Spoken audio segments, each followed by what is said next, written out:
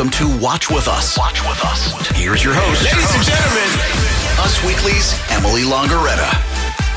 Hey guys, welcome back to the Watch With Us podcast. I am your host, Emily Longeretta, and this week I am joined by someone who I'm very excited to talk to because I am obsessed with a show called Soundtrack that just hit Netflix. Josh Safran, thank you so much for joining me. I'm so excited to get into this.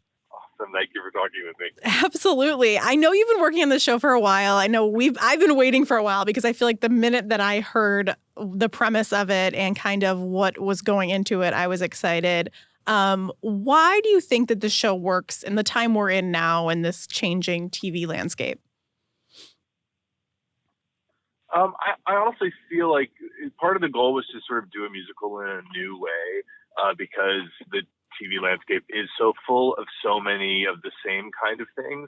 And I feel like for two reasons, that's one, just seeing a musical in a new light or hearing a musical in a new light. And the second thing is there's a lot of shows that are sort of dark or have a lot of edge to them or sort of like raise your stress levels when you watch them on purpose. And I really wanted to create and make a show that had hope, that was about love, that if it made you cry, which I think it does, it's not a sad or stressful cry. It's sort of like a good release. So that sort of was the goal. Yeah, absolutely. And we've talked a little bit on Twitter about this. You've been open about this, that you've been anxious for people to see this. Have you been like are you nervous? Are you excited? How are you feeling before people start watching? I am nervous only because of the fact that the standard gestation period for TV shows is like 5 months or 6 months if you're on a broadcast platform, because you shoot your pilot in March and then it airs in September and you kind of like that's your cycle. And then for a streaming platform, it's maybe a year. Right. But this show is 2.5 years. I sold it in July 2.5 years ago. So I think for me, it's just there's been a lot of buildup and a lot of time has gone into it. So I think I am more nervous than I usually would be, or than I usually am with my other shows. Right. Because definitely. It's just been so long, this thing existing in a bubble for just a few people. And I feel like this works really well. And I will start off by saying that I have watched most of it. I'm the kind of person who I love to binge, but once I really love a show, I don't want to finish it because I love it so much that I don't want it to be over. So I'm almost done, but I don't want to spoil for people who haven't been able to watch all of it yet. But I feel like this is a show that has so many different emotions kind of mixed through it and so many surprises throughout the way. Were you and are you nervous at all being on Netflix now that these things are going to get spoiled before people can watch them? No, I honestly think that people who like read or see the spoilers are people who are going to do that regardless. Right. I'm not so worried. I do think there are some twists and turns along the way for sure.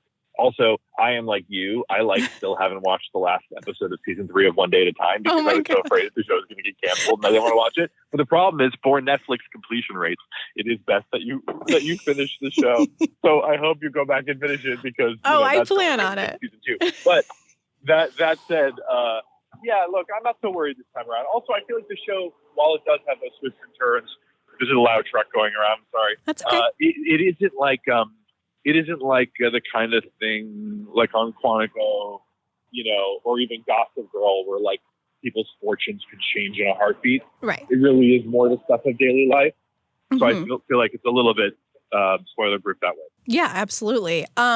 Now there are many different characters going through a lot of different things in this. Are there people that are related to people in your life? Are they people that maybe someone is based on you? What can you say about those characters? Yeah, I would say that this is definitely the most personal show that I've done, even though I did grow up on the Upper East Side and went to private school. So Gossip Girl was pretty personal. But yeah, Frank, Nellie's dad, is my dad for very many reasons, including his job, his past, stuff that's happened to him. I'm not going to spoil that, but that's based on my dad. Annette and Dante's relationship is based on the relationship between my mother and my brother when I was growing up. I'd say that Callie, who plays Nellie, definitely thinks that Nellie is me. And Paul, who plays Sam, definitely thinks that Sam is me. And so in that way, they are both me. So yeah, there's so many details. Every episode, if you were to watch them with me and I would like give you commentary, you would find like 50 things that are based in fact. But just, generally, it really just comes from me as fully as any show could, I would say. Absolutely. And when it came to the music, obviously the part of the show is, that this inner dialogue that people have inside their head that comes out in song. Did you have any thought of having the actors sing, or was it always planning on being lip syncs of the original songs? It was always going to be lip sync because I had sort of always wanted to update Pennies from Heaven, Dennis Potter's BBC miniseries, and Ultimate MGM musical. It was the last MGM musical ever made in 1982. And that was set in the Depression, and it took sort of like the sad lives of these people during the Depression. And then they'd have these huge fantasy sequences where they would lip sync to songs from their era. And so I wanted to use that. It was lip sync. So there was never any version of the show that didn't have lip sync.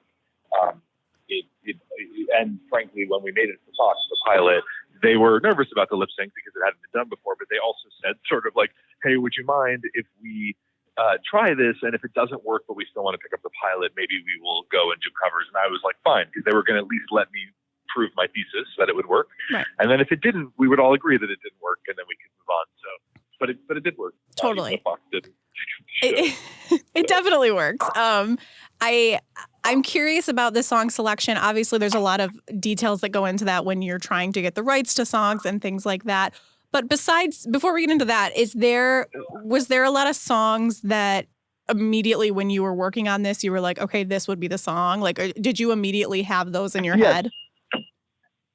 I would say almost all of them. Basically, the way that I did the show was I chose the songs first, and then I made the plot second. So I knew the world, and I knew the characters, and I knew some of their dynamics. So the songs came first. So even especially like I only had this idea back when the show was called Mixtape when I first pitched it. There was a love story set in contemporary LA about a group of people that were connected by a love story, but it was about all of their love stories. And then I wanted to use the Dennis Potter method of lip syncing, and that's all I knew. So I would listen to music, and there was two songs that jumped out at me, and that basically created the entire plot for the pilot. And that is Brandon Flowers' Between Me and You, which is actually in the pilot, and Kate Bush's Hounds of Love, which was initially the first song for Nelly, which is now Elastic Heart by Sia. Right. And those songs told me the story of the characters, and I saw the visuals in my head. What happens in Elastic Heart was the same as for Hounds of Love, and Between Me and You is the same. And so because of that, the show was born out of that. The only reason why we changed Hounds of Love to Elastic Heart is because somebody at Fox rightfully pointed out that the lyrics of Hounds of Love actually were not telling her story. And I had given them a big sale about how, like a traditional Broadway musical, not a jukebox musical, the songs should tell the story. And if they can be cut and you still understand the story, they should be cut. And this executive was like, Hounds of Love kind of doesn't tell the story. So I went and I looked, and it was very hard to find another song that fit that. But Elastic Heart came on one day, and I was like, oh my God, it was better than Hounds of Love ever could of telling that story. So moving forward, we were only denied 7 songs, I think, and those weren't even that sad to me. The saddest part, because those 7 songs were hard to replace, but weirdly, almost all of them, with one exception, there were other songs in that same emotional space, so it didn't require too much. The harder thing was we actually got 5 songs that I truly loved that we were unable to shoot for financial reasons, not the price of the song. The show was a big show, and we just had to make some sacrifices. So that's why episode 6 only has 1 song in it, because 4 others were cut.